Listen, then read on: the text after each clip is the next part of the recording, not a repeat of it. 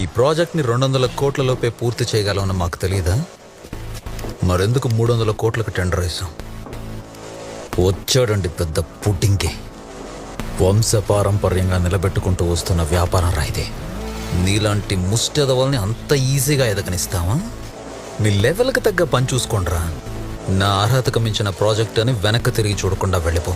కావాలంటే ఓ 5-10 పడేస్తాను, లేదంటే ఏం పిక్తారా?